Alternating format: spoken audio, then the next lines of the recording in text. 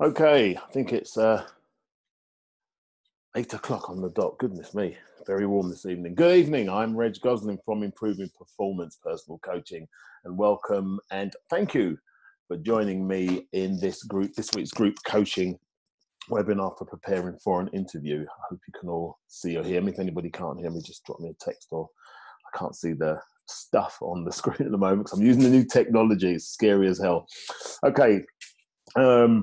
Improving Performance Personal Coaching is a career development coaching practice, which is different programs for different demographics and careers. And tonight we go out as Generation X and general career and advice development communities. I've put them both together because today's topic is relevant to both. So what I'm going to do in a moment is I'm going to share the screen. I hope I do that right. So I just showed you here so you can see that it's me and it's not a recording or anything. It's just me. Oh my goodness me, why is this doing this? Bear with me just a second. I've got to do this for 30 minutes and then I'll know what I'm doing. So right, bang, and start. There you go. So we don't go over. So I'm just going to share my screen with you. Bang, here we go. Right, good. So you should be able to see my screen. Okay. Oh, goodness me, it's warm, isn't it? Okay, what we're trying, like I said earlier on, we're trying different platforms. The one I was using for the last 8 hasn't really worked out for me. People keep telling me to try and use Zoom, so I'm using Zoom. I was going to go live on Facebook as well, but I thought, no, that might not necessarily be the best idea whilst I'm doing the first one on this platform. So this is number 9 of a series. So thank you for coming. So to provide context, this is Generation X, if you like. We call this the Generation X Career Advance and Development Program. To provide context of what a generation is, just in case people aren't clear, Generation X are different generations of people born and living at around the same time that experience the same life changes for the time. In career terms, it's like a group of people who experience the impact of significant events within a period of time, if you like, and they're often the basis or the subject of social, business, or political analysis. But in the workplace, it's a multi-generational place which creates its own unique challenges for those diverse generations. So you've got the baby boomers at the top of the list at the moment, who were born around the mid-40s until around the early 60s, and some of the baby boomers are still in the workplace. They're still there. You've got Generation X, which are people born around 1964ish to 1980. This is not an exact science, if you remember.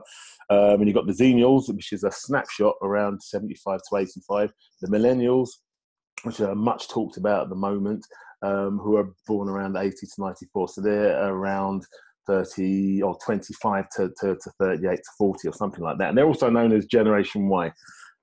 And you've got the Generation Z that are entering the workplace now. It's not an exact, as I've said, not an exact science.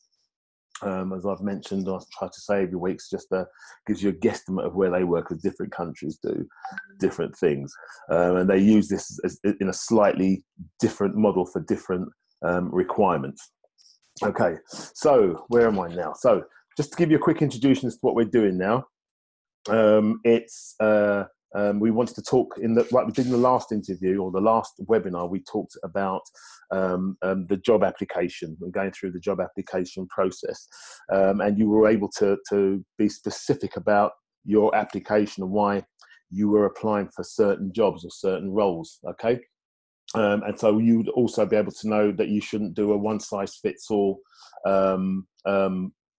CV. But before we get into that, just going to give you a rough idea quickly what this process is. This process on improving performance is for those people that want career development, that are looking for personal development. They're unsure of what coaching actually is or what the benefit would be to them, and are looking perhaps for a taster. It's also for people that are seeking career change, not quite sure what kind of career change they're looking for, so just want to come and have a look in terms of coaching, what is open to them. There are people out there that are coming back into the workplace because they've taken time out of the workplace for lots and lots of reasons. It could be childcare, it could be a career break. There are many, many reasons why people will take a step out of the working environment and want to come back.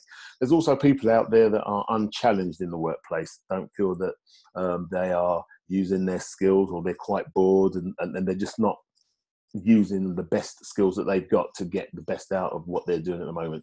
And then there are also people out there who might not necessarily have the resources to do the thing themselves, to go through and look through the process to look for what they want to do. The structure of this session, generally speaking, is normally is me asking lots of questions. You've got a pen and paper where it's nice and quiet, and you can not be interrupted, so you can take notes. And it's usually one way, because obviously I can't take lots and lots of people's questions. So this first one is just me telling you, well, imparting some information with you at the moment. Answers in the questions box. If I can see it before the end of the call, then I will obviously pick it up and answer it. I can do a Facebook Live, which I tend to do on a Thursday evening at 8 o'clock.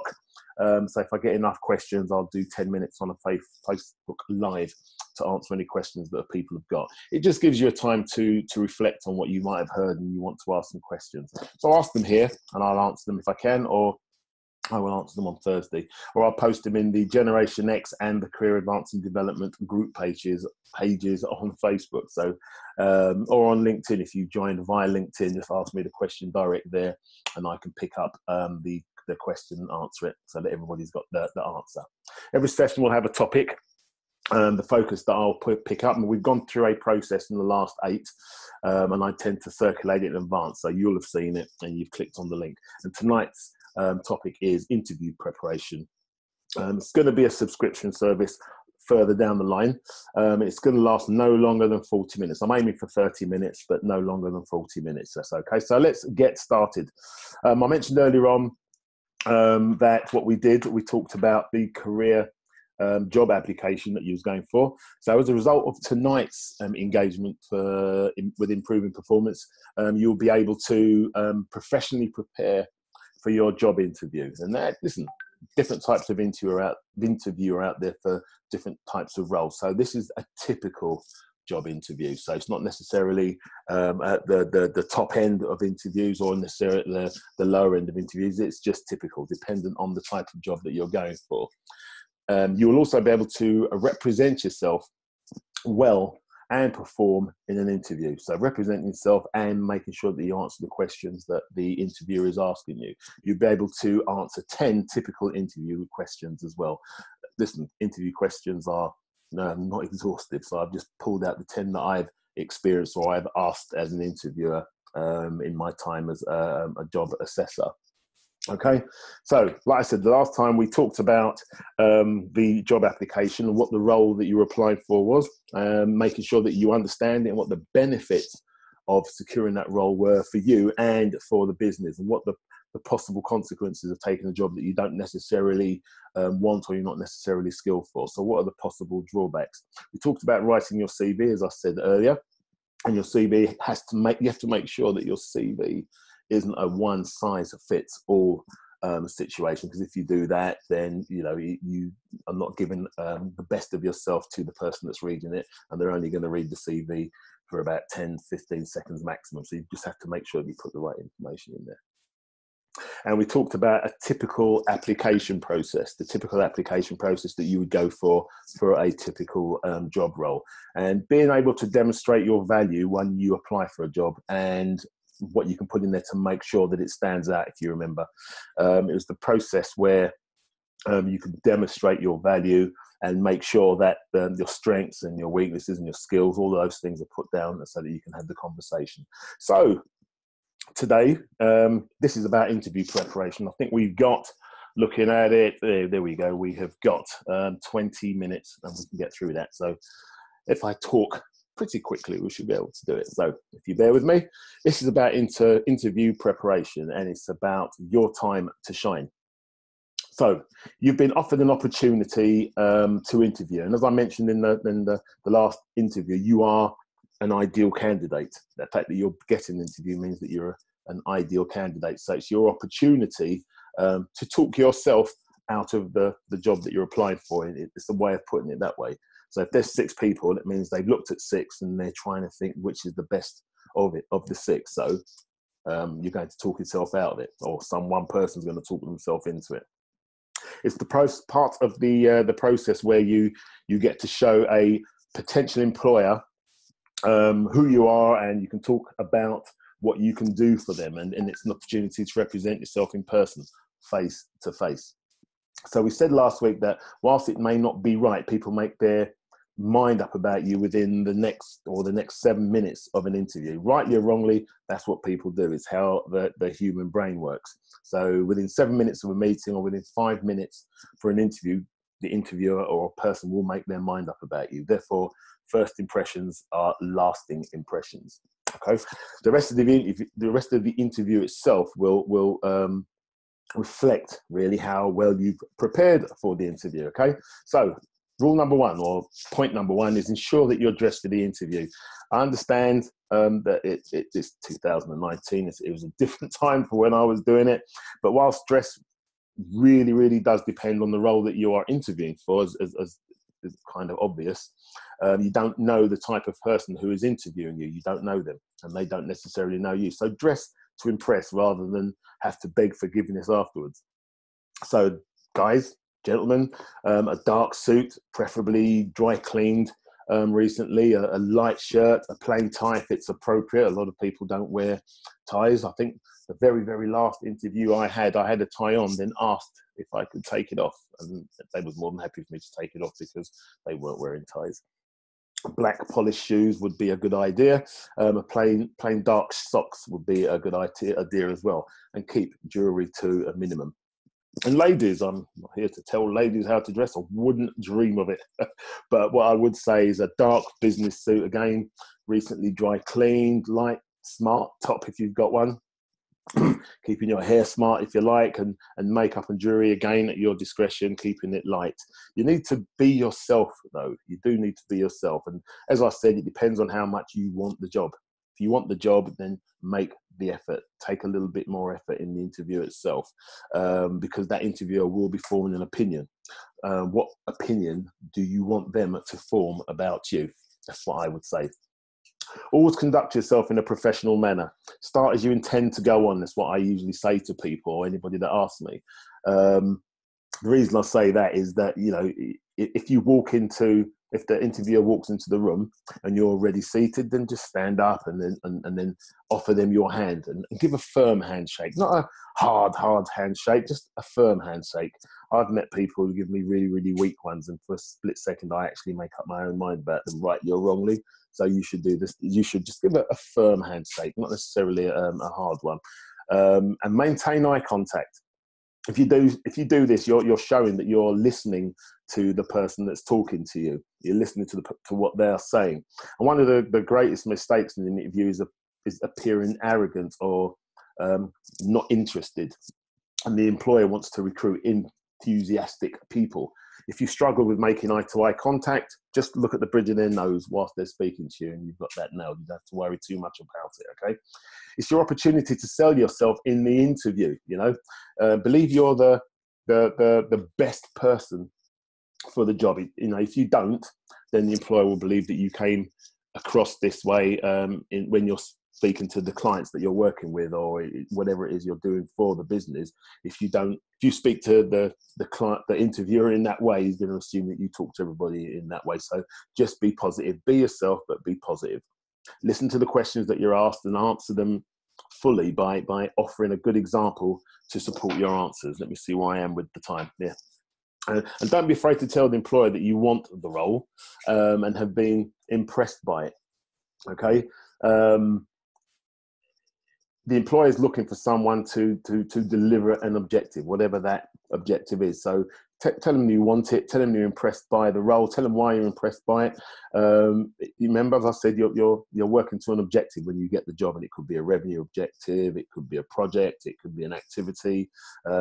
It's in one way or another helping the organisation, the business, to succeed. So don't be afraid to say, "Yep, I want this job." It's been quoted by employers that a lot of candidates are unable to demonstrate how they can help an organisation. There was something I looked at on the internet when I was preparing for this tonight that said that 50%, where has it gone? 57% say that the most detrimental mistake, one that hurts their chances, is when candidates don't provide specific examples during an interview. So it may be helpful to take testimonials, achievements, anything like that along to the interviewers as evidence, and you know, that move can help to prove that you can demonstrate what you can do, and that will improve your chances. Okay, so take anything like that along, and when you answer a question, just give a specific answer. What do you know about the company? Yeah, what do you know about the company? What do they do? How do they do it? The way that you can research the company before you go to an interview, obviously, yes, is looking at their Google. Of course, look at their website. But you know, on the website, you can look at the mission statement that's going on in the business, and there's always a page somewhere that says what the company is about. If it's a big company, if it's a smaller company, there'll still be information that tells them what they're trying to achieve and what they want to achieve within the organization. You can look at LinkedIn. Look at the people that work there. Look at the updates of things that have happened within business. You can look at their competitors. Have a look and see who their competitors are. Have a look at the financials if you know where to find financials. I'm not going to go through that here. Again, that's only relevant if that finding out the financials is relevant to the business that you're wanting to work with.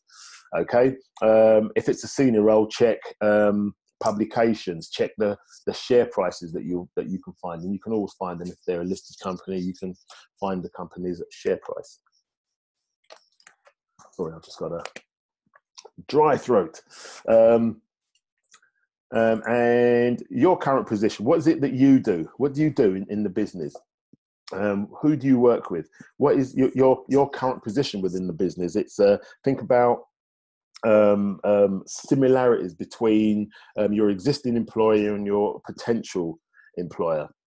This can include why you will make an easy transition, if you like, as well as what is different and attracting you to this new opportunity. It's vital, really, for you, really, if you are familiar with the job specification, have looked into it, broken it down, dissected it. And you need to know exactly what they are looking for so that you're able to highlight why you're the right person for the role. Also, look at digital dirt. I look at things like digital dirt. We all go online, especially this time, and you know, when people are complaining about this, that, or the other. I'm not going to bring up stuff that's going on socially or politically at the moment, but people tend to write loads of stuff on social media. So to bear in mind, I think it's something is that that social networking sites and online searches are the latest way that employers are able to check up on prospective candidates and prospective employees. A survey showed, where's that one? I've got that one down somewhere. A survey showed that 45% of employers use social networking sites to research candidates, and 35 of those employers found content that caused them to dismiss the candidate. Making sure that you, if you're going to apply for a role and it's a senior enough role or what have you, remove any photos, content, or links that can work against you in an employer's eye, and only you will know what that is. And finally, looking up the logistics, how you're going to get there if you're going to work there. Make sure you know the exact time, date, and location of your interview, and be aware of the journey. And that's what I mean by the logistics. So I moved a bit too forward there. When I talk about logistics, knowing how long it's going to take you to get to the interview, the route you're going to take, and where you can park. There's nothing worse than going to an interview and getting there and finding you can't park, which means it's going to make you late. Or making sure that the right train comes and you don't miss it. So get the early train and then go and stop and have a coffee. That's the best way of doing it. And to make sure you've got the interviewer's name. You getting that wrong is just poor. Okay. All right. So we're talking about questions, typical questions that you can ask an interview. Okay. So the first one is just 10 typical questions. These have come from my experience of having interviews and working with other people where I have been the interviewer. So I've been an interviewer and I've asked similar questions. About 3 or 4 of these I've asked, and I've sat at the other side and they've asked them. And it's just really making sure that you know all about you. Remember, only you know the answer to these questions. So it's not that they're hard, but if somebody asks you and you haven't prepared, then it can cause you a bit of a problem. So first question, where are we? Tell me about yourself. Now, when somebody says, tell me about yourself, you know, don't tell them about your dogs or your cats or anything like that. They just be brief, be concise, presenting a snapshot of what your current role is, what's going on in the world, what skills you've got that make you good at what you do, and what would make you attractive to the employer. So just tell them about yourself. Second question is, why do you want to work for us? You're looking at a company and you've applied for the job. So why do you want to work with the company? What is it that you like about the company? Show them that you want to be part of that type of company, underlining really what it is about both the company and the role that you feel attracts you, and put these together with your beliefs on how you can make a definite contribution to the role and to the specific individual or overall company goals. And what could you bring to us? So if I'm an employer, I'm saying to you, what could you bring to us? So this is an opportunity to talk about your vast and your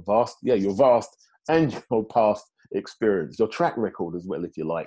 If it's a results role, you know, there's lots of jobs that you could be in. You could be in a finance role, you could be in a sales role, you could be any kind of role. So what could you bring to the role? Relate your past experiences that represent success in working for your previous employer, and highlight your track record of providing creative results, workable solutions, and select a couple of personality traits that you think would be able to underline your contribution, or the contribution that you make to the company that you're in at the moment, and that you could to the company you're going to work for. It's important to keep in mind that the job specification that you've got, a lot of people apply for a job and don't read the job spec properly, or the job specification. So make sure the answers that you give relate back to the job specification. So write down some of the key words, as we did in the last exercise when you applied for the job, of what the job spec was looking for in the candidate, and make sure that you're using some of those words in your answers, so that the employer knows that, yep, you're a right fit. Okay. And be mindful of the job that you're going for as well. As I said, right at the top of this webinar, be mindful of the job that you're going for. Insofar as understanding the role, what are your roles? What is the roles? What are the skills? What are the experiences that you have? Like I said, relate them back to the question. What do you find most attractive about this role? So list a couple of attractive factors, such as the responsibility that the post offers to you, and the opportunity to work with experienced teams or experienced people. Don't let any concerns come out of your mouth. Don't voice them there. You don't want to be negative or anything like that, but do ask questions if you need clarification on something. Always leave the interview with a positive impression, but if you've got a question, by all means, obviously ask it. So what do you enjoy most about what you do? Yeah. What is your motivation for the job? What is it that you find rewarding? It's your chance really to explain what motivates you, and what your focus on different aspects of the role that you find interesting. Okay, so what you get the most pleasure out of doing, what you get the most interest out, what you find the most rewarding, and being able to say that, to say these things that you want to do. I just lost my thread for a second, with the commitment that you've got and the right degree of passion for your work, and that can go a long way to impressing the interview. All right, so what motivation have you got about what you do at the moment? What do you enjoy about it? What do you find the most rewarding? So convey that, because that's the kind of thing that they want to see and they want to hear. Okay. And what are your strengths and weaknesses? Every single time you ask that question of somebody, they go blank. You know what your strengths are. You know what your development areas are. So tell them what your strengths are. Have 1, 2, or 3 strengths, because they're going to be in your CV. So make sure that you say what a strength is, and then put an example that goes with it. Okay, and you're going to have weaknesses. Prefer to call them development areas, and use one of those, and then put an example next to it that says, "Yeah, this is a development area for me, but this is what I do to make sure that I level it, that I compensate for having this development area." So don't pretend that you don't have any development areas. Everybody has a development area or two, but on the other hand, don't do yourself down, because you don't want to talk yourself out of a job. So talk about the development areas as though you've recognised them and you're striving to overcome them. You've got to remember, the interviewer is trying to understand if you are self-aware and willing to work on your development areas. Okay. And give an example of a difficult obstacle. We all struggle with this one. But what we do, what you're doing in an interview here, if they ask you, they'll say to you something along the lines of, give me an example of when you had this situation and what you did and how you got over it. So give me an outline, what made it difficult, what your approach was. So have a great example that you can use, and tell them how it impacted you and what the result was. So the idea for this is to make sure that it is a positive answer.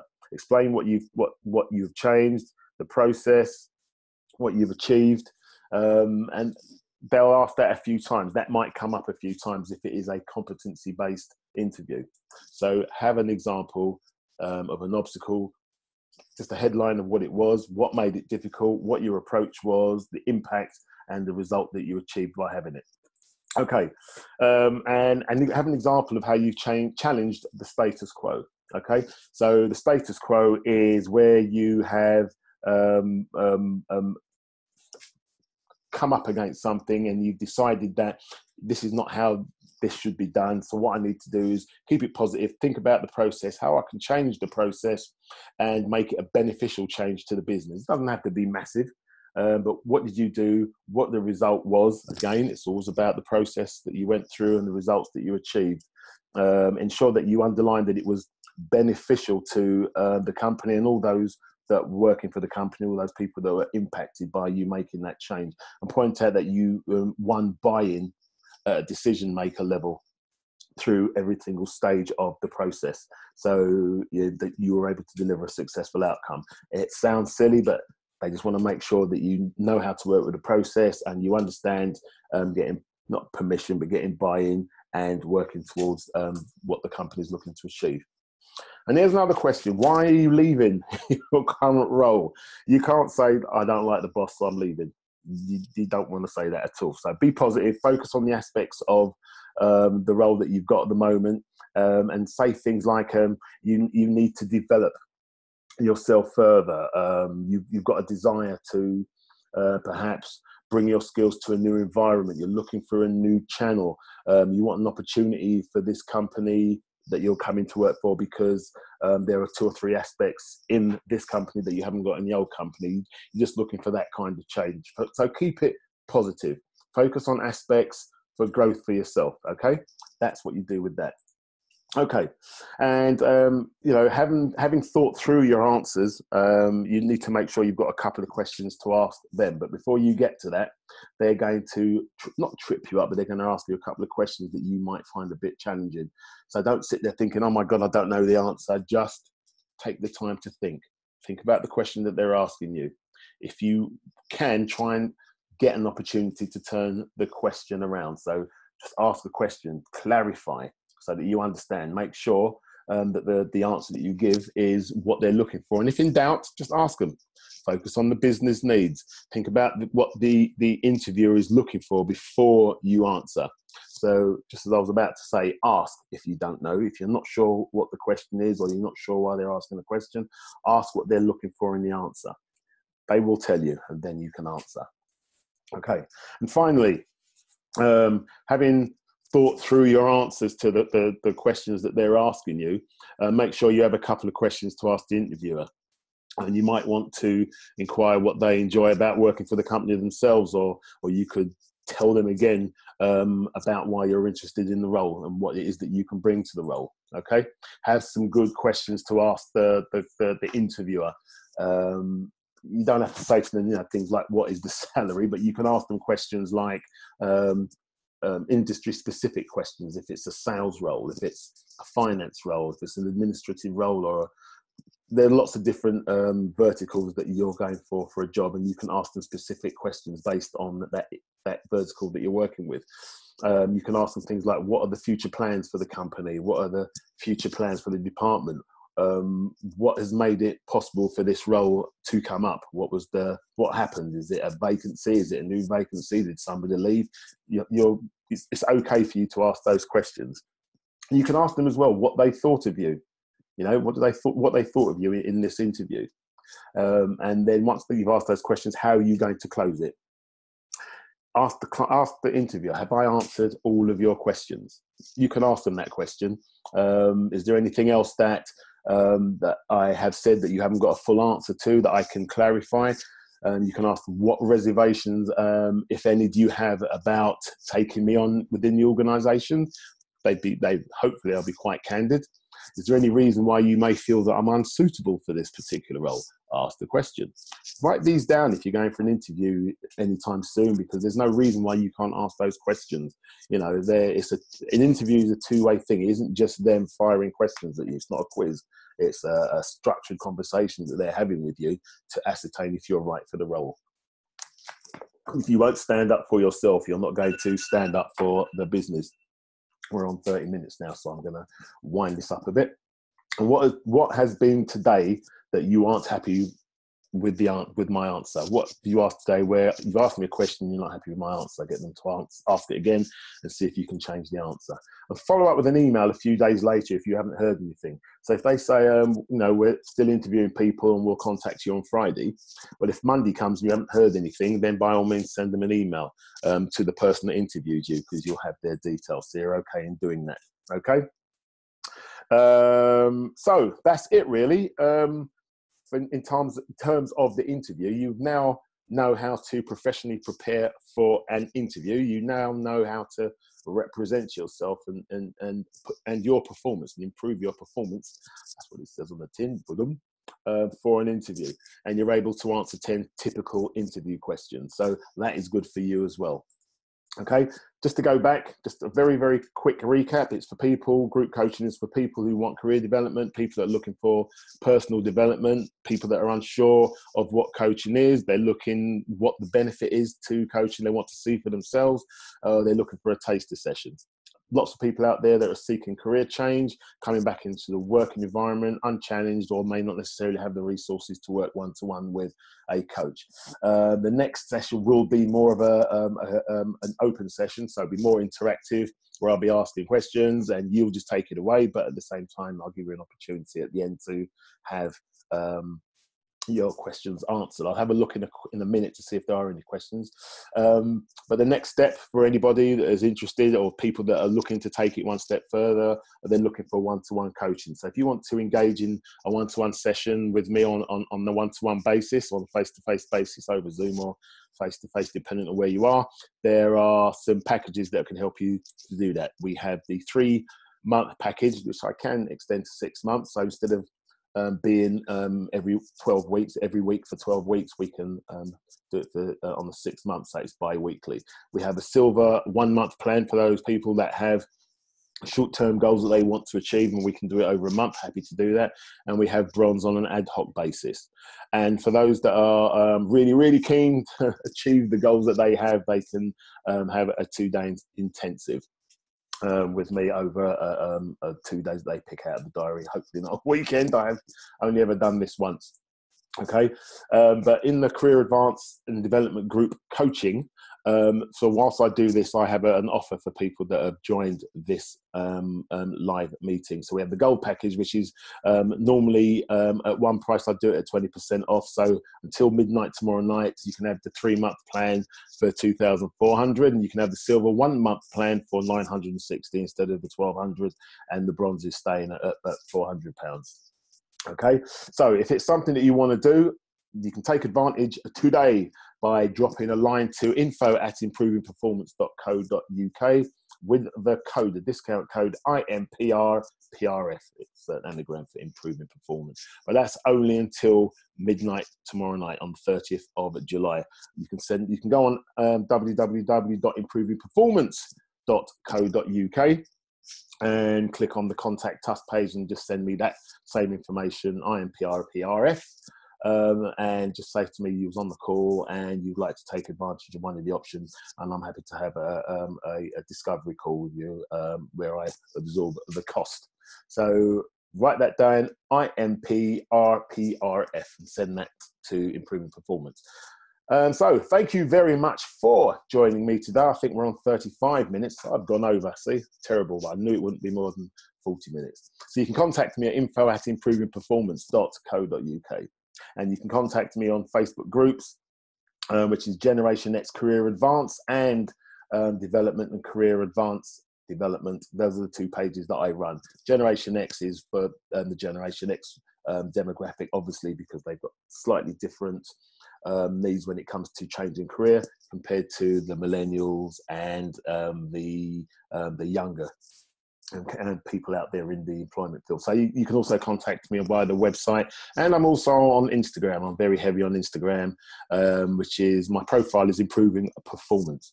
You can find me on Twitter and you can find me on LinkedIn. So the next event will be on the 12th of August at 8 p.m. and I will send out what that will be. What I will do is I'll probably start the loop right back at the beginning, because this whole program was 9 programs. I did it on the other platform, so I'm going to start it again on the 12th of August at the beginning, and then we'll go for it again. But lots of information you can find on the website. There's also a YouTube page as well, which I haven't given you that. I'd rather you just did it through that sequence. It can help you. But anything else, just drop me a line. Thank you for joining me. I am Reg Goslin, and you have a fantastic evening. Thank you.